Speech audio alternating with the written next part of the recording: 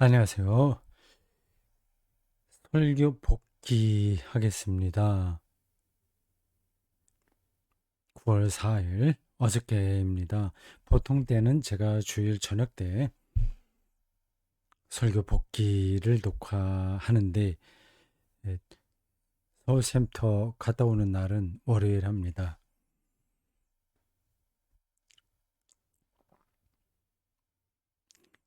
전체 맥락을 제가 짚지 않고 부분적으로만 보충하겠습니다.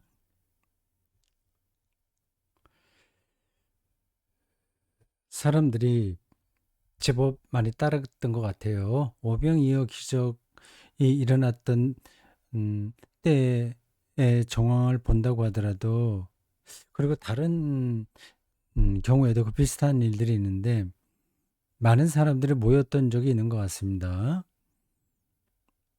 근데 그들이 계속 유지되지는 않았어요. 그 예수의 하나님 나라 운동이 사회과학적으로 어떤 과정을 거쳐서 어떻게 확장됐고 또 소멸됐나 하는 것을 연구할 수 있을 겁니다. 그것에 관한 본격적인 연구도 있을 법한데, 뭐 역사적 예수, 뭐 그런 제목으로 할 수도 있겠죠. 뭐 예수 세미나 그러한 타이틀로 그 연구되던 그 분야입니다. 뭐 딱 떨어지는 건 아닌데 비슷한 언저리 있어요. 많은 사람들이 모이긴 했는데 오늘 이제 본문에도 그렇게 됩니다. 그들이 그 계속 이어지지 못했습니다. 그게 아이러니예요. 아이러니라고 하는 표현이 딱 떨어지는 건 이제는 모르겠는데, 왜 이렇게 그 군중들은 쉽게 열광하고 쉽게 아, 뭐 이렇게 가라앉는지 알다가도 모르겠습니다. 뭐 모를 건 없죠. 자기의 구미에 닿으면 계속 모여드는 거고, 좀 그렇지 않으면 이제 흩어지는 건데, 예수님에게도 그런 태도를 군중들이 보인 겁니다.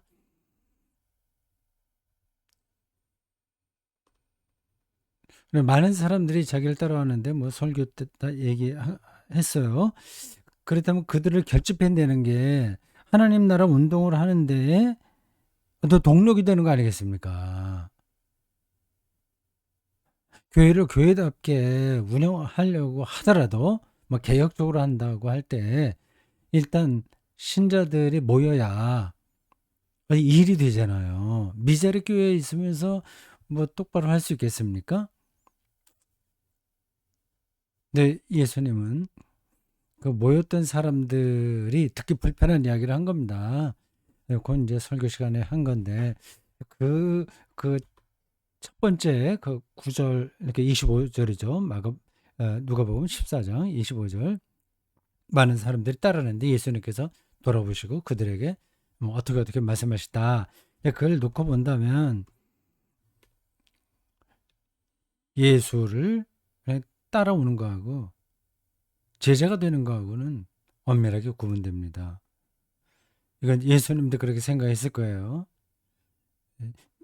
그 표현이 좀 그렇긴 한데 어중이 떠중이 다 모아서 그 세력으로 하나님 나라를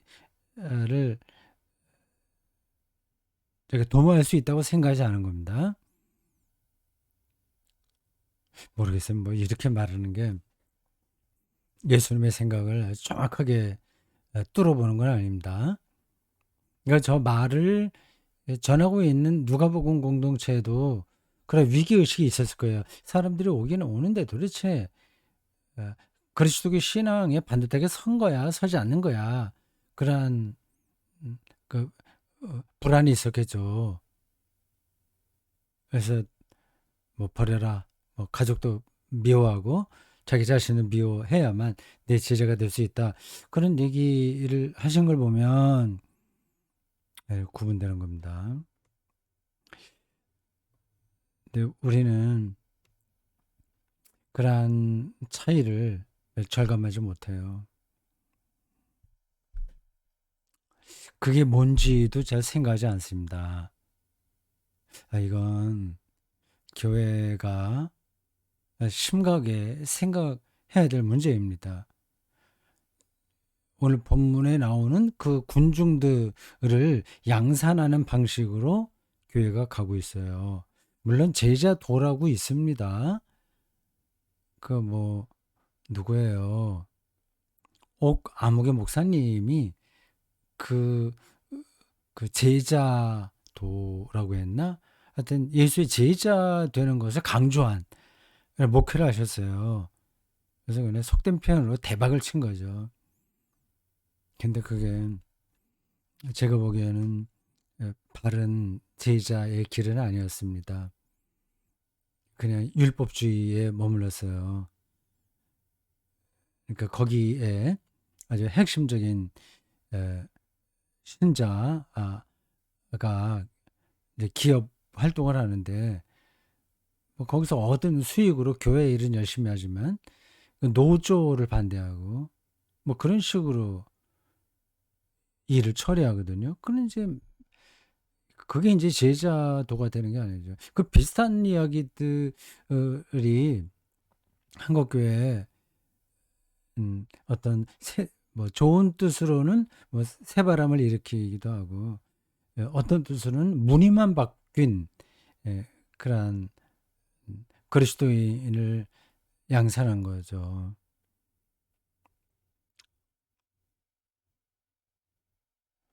그러니까 예수를 그냥 따라다니는 사람들은 그냥 교회만 들락날락 하는 겁니다. 이런 건 하도 흔하게 들었어요. 목사들이 강단에서 그렇게 얘기하지 않습니까? 초치면 되지 말고 그리스도인 되라 얘기하는데, 근데 그게 얼마나 큰 무게가 있는지 알고 그런 얘기를 하는지 모르겠습니다. 근데 이 단어가 주는 그 혼란이 있어요. 종교적으로 세련된 단어들만 이렇게 내놓으면 거기에 이미 어떤 내용이 담길 거라고 사람들이 생각하는 것 같습니다. 그 단어들을 앞에서 얘기한 제자 됨, 어, 초침이 되지 말고 그리스도인 되라라든지 믿음과 행위가 분리되지 말고 일치되어야 된다든지 그 세련된 표현들 아니겠어요? 근데 그게 실제적으로 그러한 단어가 담고 있는 무게를 의식하고 있냐? 저는 그렇지 않은 것 같습니다. 다 그렇지 않은 건 아니겠으나 그냥 뭣도 모르고 그냥 거기에 있는 거예요. 조금 모양이 달라지는 겁니다. 물론 저도 거기서 크게 다르진 않아요. 근데 예, 어느 방향이냐 하는 것은 조금 더 뚫어보고 있어서 그쪽으로 계속 가고 있을 뿐입니다. 이렇게 말하다 보면 너는 얼마나 새로운 그 복음의 세계에 들어갔다고 그 이렇게 노력하는 다른 사람들의 그 수고를 폄하하냐 그런 말을 할 수 있을 거예요. 좀 애매합니다. 그러니까 내가 상당한 수준에 올라가지 않은 상태라고 한다면 그렇지 않은 사람들을 비판하는 게 참 좀 우습기도 하죠. 근데 그건 어쩔 수 없습니다. 눈에 보이는 것만큼 얘기하고 자기 한계는 한계대로 깨닫고 어, 그쪽으로 계속 가면 되지 않겠습니까? 예수의 제자가 되는 거하고 그냥 교회 나오는 거하고는 완전히 다르다. 그럼 제자가 된다고 하는 게 무엇을 의미하는지 그 컨텐츠가 있어야 되잖아요. 그냥 말만 그렇게 되면 안 되지 않습니까? 거짓말 10번 할 거 5번 하고 이런 걸 가리키는 건 아니잖아요. 도덕적인 회심 이런 것이 제자가 되는 게 아닙니다.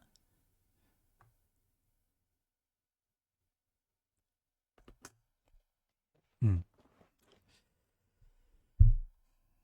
첫 번째 단락이 됐습니다.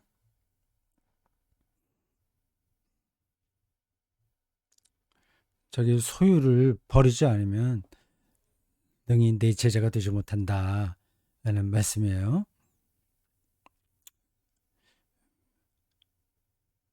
예수님이 소유, 재산 이런 것들을 부인한 게 아니라 그것으로 인한 삶의 왜곡이 저항한 거다고 얘기를 했습니다. 모두 이렇게만 이야기해 갖고는 다 아는 건 아니에요. 다 정확하게 이야기한 건 아닙니다. 그러면 돈을 얼마든지 많이 자기가 가져도 괜찮고 그게 삶을 왜곡시키지 않으면 된다는 말이냐 하는 그러한 질문도 가능하죠.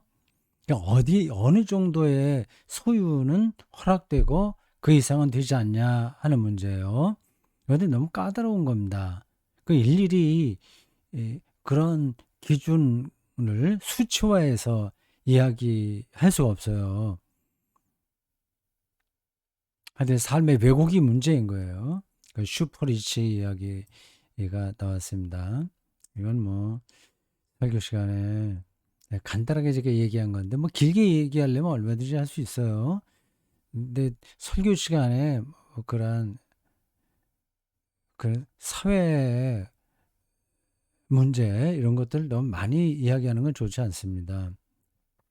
그런 것에 대해서 아예 관심 없는 설교도 문제가 되죠. 근데 너무 거기에 치우쳐도 좋지 않습니다. 뭐 도덕성, 뭐 개인적인 도덕성도 그렇고, 뭐 사회를 새롭게 만들려는 그런 노력, 개혁주의, 개혁운동, 뭐 정의운동, 뭐 등등 그런 것들이 다 매력적이긴 해요. 근데 그거는 그냥 아, 한두 번 이야기하고 지나가야 됩니다. 성경은 그걸 얘기하는 게 아니거든요. 여기에 복지사회를 실현하자. 이거 성경의 관심이 아닙니다. 민주주의를 건설하자. 이것도 성경의 관심이 아닙니다. 이 세상의 형태는 계속 변화되기 때문에 절대적인 게 없는 거예요. 슈퍼리치로 인해서 벌어지는 삶의 왜곡 이런 것들을 너무 많이 말할 필요는 없으나 또 그걸 짚지 않으면 안 되니까 설교자의 자리가 매우 애매합니다. 어느 정도 발을 그 안에 들어야 되지? 뭐 그런 게 늘 자기를 성찰해야 됩니다.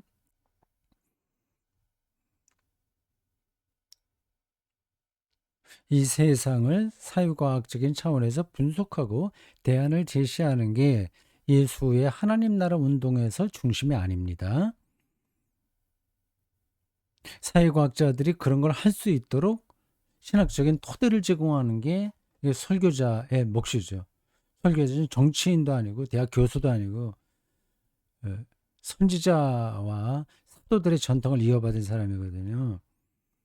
그러니까 그 구체적인 문제들은 가능한 대로 좀 조심해야 됩니다. 너무 깊이 들어가서 하지 말아야 돼요.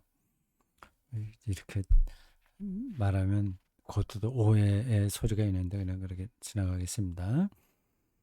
이 사회 정의, 경제 정의를 세우자 이게 복음의 목표가 아닙니다. 그건 또 불가능한 이야기고요.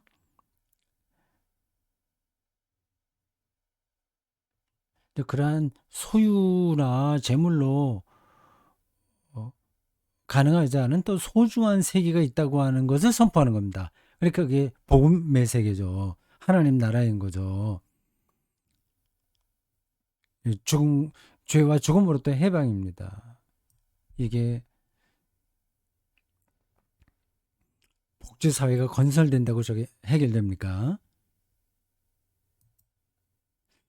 이 진보적인 생각과 행동을 하는 사람들은 늘 조심해야 됩니다. 자신들이 하나님 나라를 건설할 수 있을 것처럼 얘기하면 착각이에요. 우리가 하나님 나라를 건설하지 못합니다. 죽었다 깨도 그게 되지 않습니다. 우리 안에서 이상한 게 작동돼서 어느 정도 자기의 진보적이고 개혁적인 언행이 이게 확산된다고 싶으면 욕심이 생겨요. 욕심이라고 말을 해야 되나? 하여튼 자기에 묶이게 되는 겁니다. 우리나라에서도 뭐 정치 세계에 좀 진보적인 입장에 있는 사람들이 다 선한 게 아니잖아요. 그 진보적인 스탠스를 이용해서 자기의 정치적 어떤 영역을 확보하려고 하는 게 많죠. 좀 대다수라고 할 수 있습니다. 그러니까 보수적이나 진보적이거나 그 마음의 착동 기제는 비슷합니다. 이제 그래도 전반적으로 어떤 방향이 옳으냐, 그거는 이제 알고 있어야 되겠죠.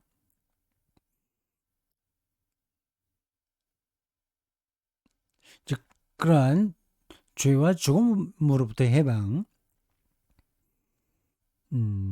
구원이죠.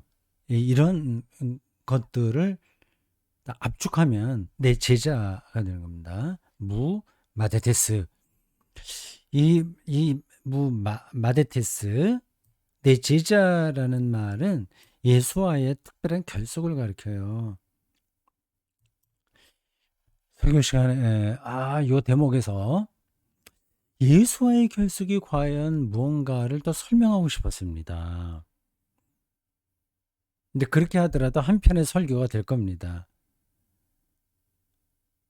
뭐 그거를 말하지 않은 건 아니에요. 근데 그거를 조금 너무 이렇게 늘어나는 방식으로 설명한 것 같아요. 뭐, 뭐, 뒤에 여러분들이 자 읽어보시면 그렇습니다. 예수와의 특별한 결속이 뭔가를 느껴야 되잖아요. 바람과의 결속, 뭐 그렇게도 얘기할 수 있을까요? 시인들은 그런 걸 느낍니다. 근데 바람과 어떻게 결속돼요? 바람은 지나가 버리고, 시원하다. 뜨거운 바람이다. 귀찮다, 좋다. 뭐 이런 정도로 지날 수 있는데, 이 바람과 자기 자신이 일치되는 경험이 있는 겁니다. 그래서 어떤 시인은 그런 표현을 했더군요. 지금 자기 몸에 스치는 그 바람이 참 특별한 현상이에요. 바람이. 물도 좀 특별하고, 물론 고체도 특별한데 물, 액체, 정말 이건 신비롭죠. 성찬 예식을 할 때마다 그 느낌이 새롭습니다. 액체도 그렇고 기체도 정말 놀라운 거죠. 그 시인이 그렇게 표현했어요. 지금 자기 몸을 지나는 그 바람이 저 중국 어떤 칭창고원, 이름이 정확한지 모르겠습니다. 그 유목민들이 살아가는 그 칭창고원에서 온 바람이다, 그런 느낌인 거죠. 시인은 그 지구 전체를 감도는 바람을 하나로 느끼는 거예요. 그 순간에는 그에게 아쉬운 게 하나도 없는 거죠. 바람을 새롭게 보는 겁니다. 이제 그런 게 이제 결속이라고 하는 거예요. 예수와 결속되려면 어떻게 됩니까? 어떻게 해야 됩니까? 예수에게 어떤 일이 일어났는지를 알아야 될 거 아니에요. 바람이, 지금 나에게 오는 바람이, 뭐 물도 마찬가지인데, 간혹 제가 그런 얘기 하죠. 지금 차를 한 잔 마시는데,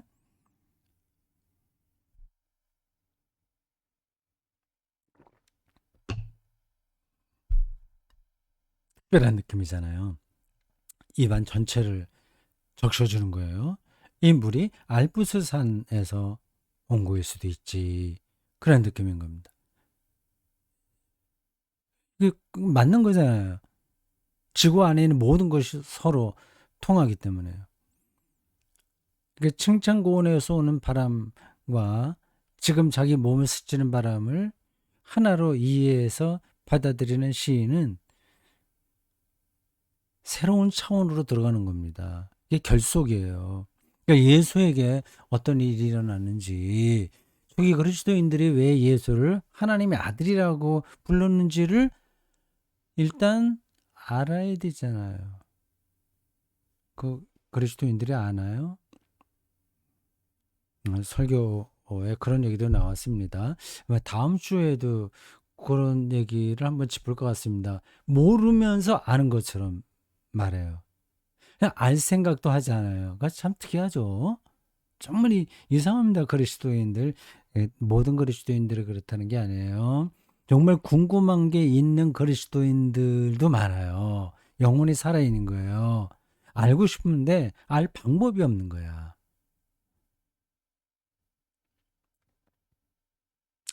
예수가 참된 하나님이고 참된 인간이다. 베레 데우스 베레 호모 그렇게 가르치잖아요. 아 그게 뭐지? 이게 잘 이해가 안 되는 겁니다. 그럼 물어봐야 되잖아요. 그러면 교회 지도자들이 그것을 설명할 수 있어야 되지 않습니까? 그럼 그게 철학하고 깊이 연관이 돼 있잖아요. 그걸 라틴어로 어 거기까지 이르는 과정 그게 그냥 나온 게 아니거든요. 그런 표현들이. 수백 년 동안의 논쟁을 통해서 거기에 이른 겁니다.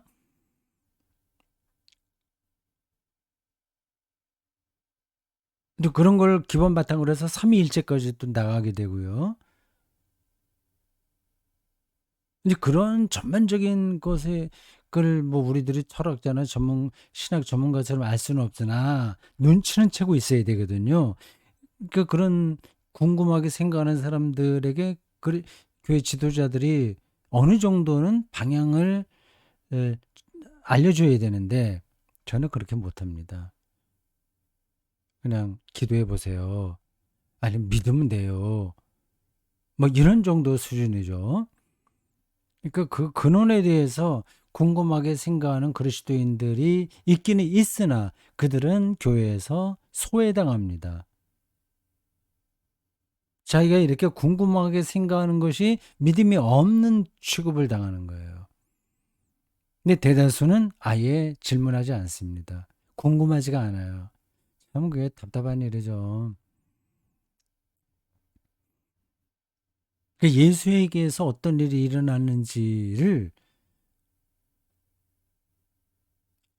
아는 그리스도인들이 세례받을 때 고백문에 떨어지지 말고 더 근원적인 것을 아는 그리스도인들이 많지 않고 알려고 하는 사람도 많지 않습니다. 그래서는 내 제자가 될 수 없습니다. 그냥 예수를 따라다니는 거죠. 마음은 착할 수 있어요. 인격적일 수 있어요. 아주 희생적일 수 있어요. 그러나 예수의 제자는 아닙니다. 거기에 아무런 문제의식을 느끼지 못해요. 사람은 얼마든지 그 사이비 이단 교도들에게서 확인할 수 있듯이 그 대상을 모르면서도 그 대상에 대한 진리 인식, 진리라고 인식하지 못, 그게 없으면서도 자기 열광에 떨어져서 충성봉사할 수 있습니다. 그런 사람들이 뭐 한두 사람인가요? 교회에서는 그런 사람들을 또 떠받치거든요. 참 믿음 좋다고 말이죠. 예, 예수와의 특별한 결속을 통해서 우리는 예수의 제자가 될 수 있어요. 그 말은 곧 예수의 삶 속으로 받아들여진다고 하는 겁니다. 그게 그냥 안 돼요. 그래서 공부해라, 공부해라. 내가 입만 열었다 하면 그 얘기를 합니다. 그렇게 머리로만 알아서 그게 해결되냐? 가슴이 뜨거워야지. 이건 말장난이에요. 알게 되면, 정말 알게 되면 가슴도 저절로 뜨거워집니다. 무마테테스.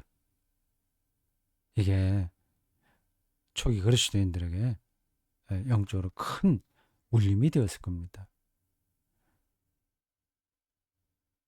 그러한 울림을 경험하려면 예수와의 결속이 뭔지를 어느 정도는 눈치챌 수 있어야 되죠. 예.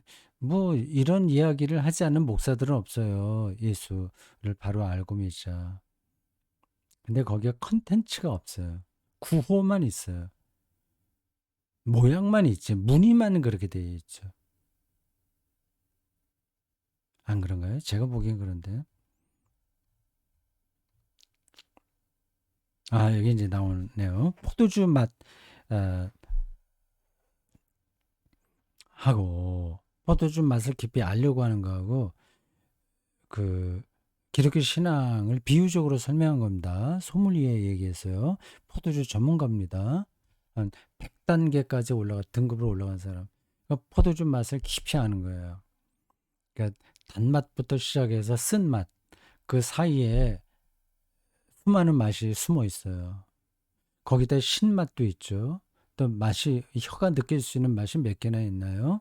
한 서너 가지가 있다고 하더라도 그 조합을 통해서 많은 맛을 느낄 수 있습니다. 높은 수준에 있는 소믈리에들은 그, 그 떫은 맛도 있죠. 포도주에 쓴 맛, 떫은 맛, 뭐 시큼한 맛 여러 가지가 다 이거 조화롭게 되는 겁니다.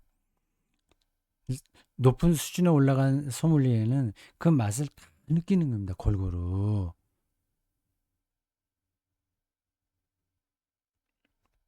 근데 뭐 수준이 안 된 사람들은 아예 맛을 모르죠.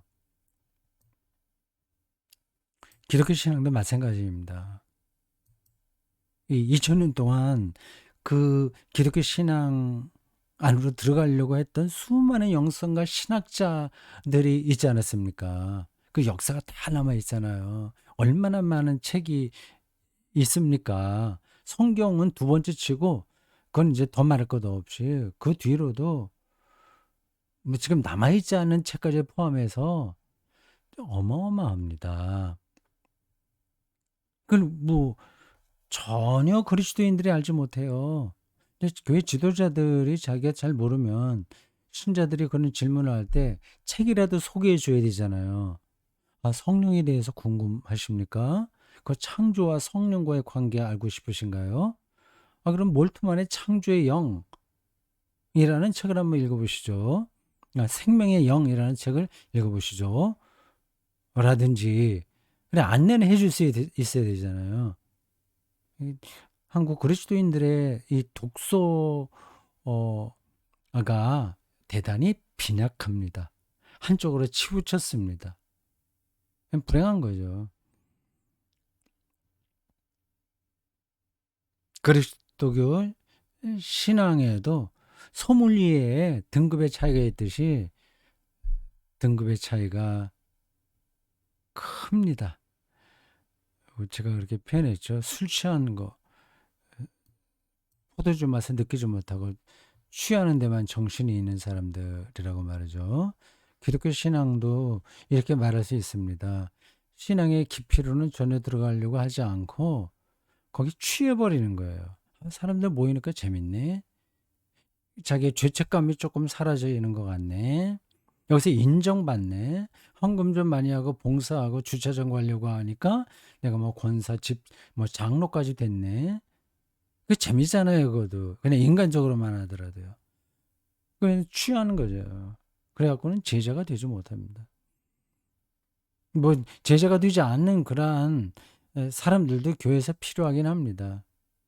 수준이 뭐 다 똑같은 건 아니니까. 다만 그 어, 포도주 맛을 모르는 사람이면서 취하는 데만 정신을 판 사람이라고 하더라도 소믈리에의 그 세계가 있다는 것만은 인정해야 되거든요. 자기가 몰라서 그렇지 어떤 세계가 있다고 하는 거는 인정해야 되는데 이제 그리스도인들은 그것마저 하지 못합니다. 자기가 알고 있는 그 술 취한 상태 그게 기독교 신앙 자체라고 생각하죠. 그리고 다른 거 근원적인 것에 대해서 알고 싶어 하는 사람은 거기서 이제 배제되는 겁니다. 악순환이에요. 뭣도 모르고 큰 소리만 치는 사람들이 그 뭐 뭐죠? 경제학에서 악화가 양화를 구축한다는 말 있죠.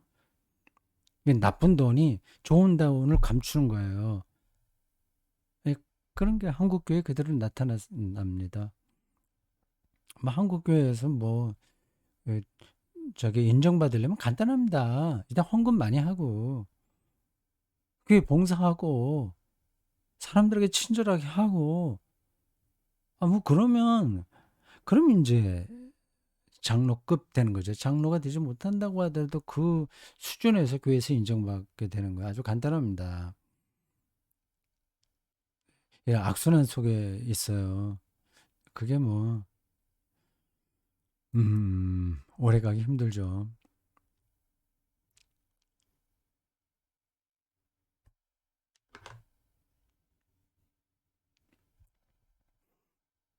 마가복음 1장 1절에는 그 복음을 좀 특별하게 표현했습니다. 예수 그리스도의 복음. 예수 그리스도의 복음의 시작이라 뭐 시작 아르케 이렇게 돼 있어요. 예수 그리스도의 복음, 하나님의 복음 이렇게 표현되어 있습니다. 복음은 기쁜 소식이니까 예수 자체가 복음이에요. 기쁜 소식이에요. 이걸 그냥 뭐 어렵게 생각하지 마십시오. 뭐 기쁜 소식인 거예요. 뭐가 기뻐요? 자기가 자기 조건에 관계없이 구원받았다는 게 기쁜 소식 아닙니까? 다 물에 빠져서 떠내려가는데 저 밧줄 구명정이 어디 안에 있어요. 그게 기쁜 소식이잖아요. 그러니까 예수가 기쁜 소식이라고 하는 겁니다. 그래서 마가복음은 아주 구체적으로 예수 그리스도의 복음 이렇게 이야기했습니다.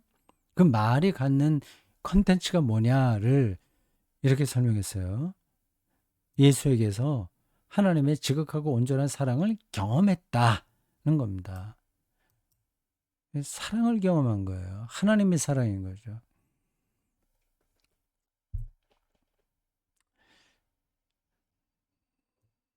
이거보다 더 기쁜 소식이 어디 있겠습니까? 조금 아까 예로 든 물속에 빠져 있는 사람에게 구명정이 튜브가 온 거와 비슷한 상황입니다. 뭐 그런 거 필요 없어지고 얼마든지 재밌게 사는데 나 사랑하는 사람도 있고 뭐 즐거워 인생이 얼마나 이렇게 즐거운지 모르겠어. 돈도 많고 또 사람들이 나를 좋아하고 뭐 교양도 있고 이거 괜찮아 이렇게 생각하는 사람들에게는 그 더 이상 다른 게 필요 없다고 생각하는 사람들에게는 하나님의 사랑이 무의미한 거예요. 아주 그 낮은 수준의 인생인 거죠. 낮은 수준이에요. 맨날 주말마다 뭐 산에 놀러 가고 또 뭐 해외 여행 다니고 그러면 인생이 잘 풀리는 거로 사람들이 생각하지 않습니까? 그 허무한 거예요. 그런 걸 하지 말라는 게 아니라 거기에만 매달리는 삶은 거기서 구원을 경험하지 못합니다. 뭐 나는 안 그래. 난 그걸로 맨날 생명 충만하게 살아. 뭐 그렇게 고집을 피운다면 뭐 제가 더 드릴 말씀이 없어요. 제가 알고 있는 경험을 이제 예로 들어서 말씀드리면 이렇습니다. 이제 테니스를 평생 동안 했는데 지금도 일주일에 2번 정도는 가요. 특별한 일이 없는 한. 굉장히 재밌습니다. 그때는 모든 거 이제 잊어버리고 거기에 몰두하고 사람들하고 재밌게 어울려 지내면서 이게 재밌네. 좀 그렇게 생각합니다. 그 무엇보다도 재밌어요. 그리고 운동도 되니까 일거양득입니다. 그걸로 제가 만족하지 못합니다. 24시간 내가 테니스 칠 수 있는 것도 아니에요. 결국 혼자 돌아와야 돼요. 혼자 잠을 자야 돼요. 아무리 즐거운 시간들이 있다고 하더라도 다 그거는 없어지고 어느 순간엔 단독자로 서야 됩니다. 그리고 죽음도 준비해야 됩니다. 어거스틴이 얘기한 대로 하나님 밖에서는 자기가 즐겼던 모든 인생살이들이 다 헛된 거다. 이렇게 말하는 겁니다. 틀린 말이 아니에요. 난 뭐 그렇지 않아. 뭐 지금 뭐 하나님이 뭐고 그냥 지금 내 인생살이가 얼마나 아기자기하고 좋은지 몰라. 뭐 그건 만족하신다면 그렇게 살아보십시오. 예, 포도주 맛을 3종도 아는 사람이에요. 근데 10, 100, 1000까지 맛이 다양합니다. 그냥 삶으로 만족하고 산다면 뭐 그래도 괜찮습니다. 그렇게 사십시오. 근데 성경은 그 절정의 삶을, 생명을 이야기하기 때문에 예, 제가 이런 얘기를 드리는 겁니다.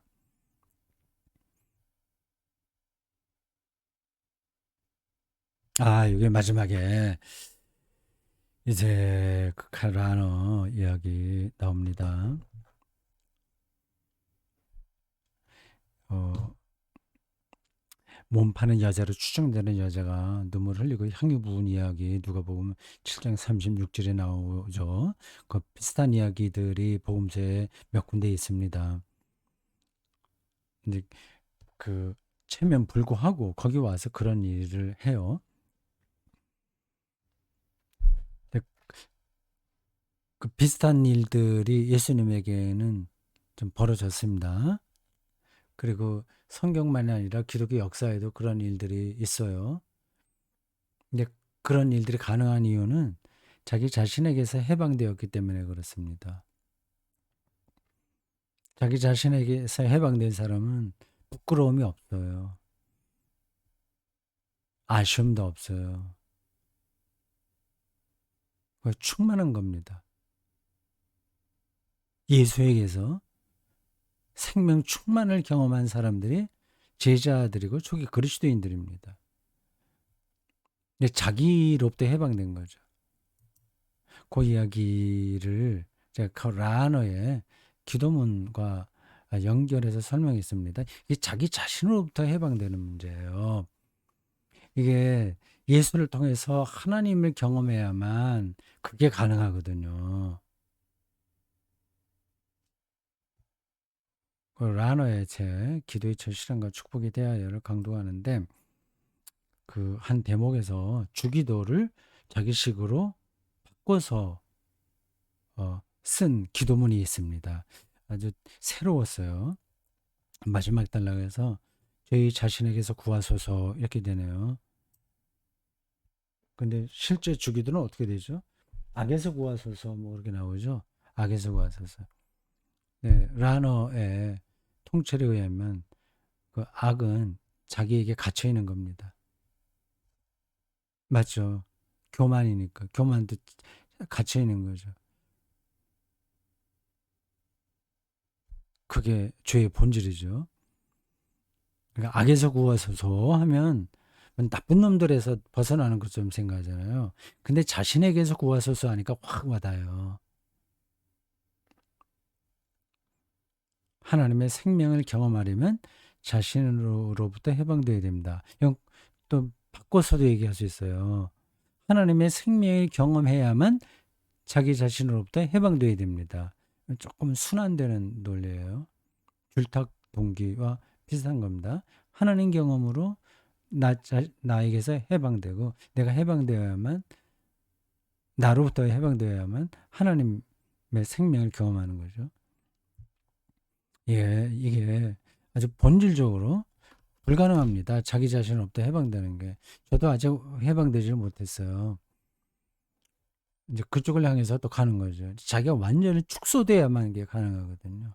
근데 자기가 여전히 중요한데 그게 가능하겠습니까? 근데 그게 병적으로 나타나냐 아니냐 그런 차이가 있습니다. 병적으로 나타나는 게 나르시시즘이에요. 병적인 자기애예요. 근데 사람들이 저게 뭔지를 잘 분별하지 못합니다. 세상은 다 그렇게 살도록 강요하거든요. 유혹하고요. 부모들도 그 자녀들에게 교육시킬 때 조심해야 됩니다.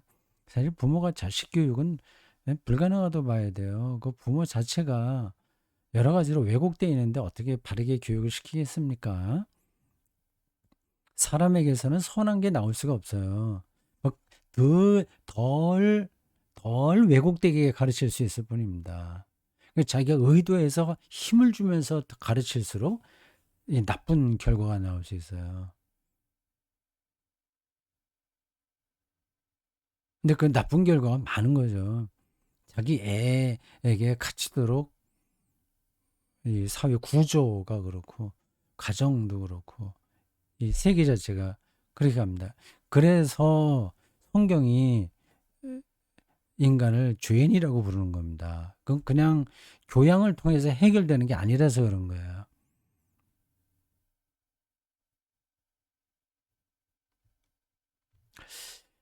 자, 여러분들이 다 아는 이야기인데 제가 또 너무 길게 설명한 것 같습니다. 추석 연휴가 다음 주에 이어집니다. 예, 태풍이 또 내일 우리나라에 상륙한다고 하는데 큰 어려움 없이 지나갔으면 좋겠네요. 근데 지금 제가 살고 있는 이 원당은 지금 이 녹화를 하는 시간이 월요일 9월 5일 오후 3시 반 가까이 됩니다. 지금 굉장히 조용해요. 바람 한 점 없네요. 폭풍 전야 비슷한 느낌입니다. 이따 7시, 6시 그때까지 계속 조용하면 테니스장에 한번 오늘 갔다 올까 합니다. 네, 한 주간 동안 잘 보내시고 다음 주에 또 설교 복귀 시간에 다시 만나겠습니다. 고맙습니다.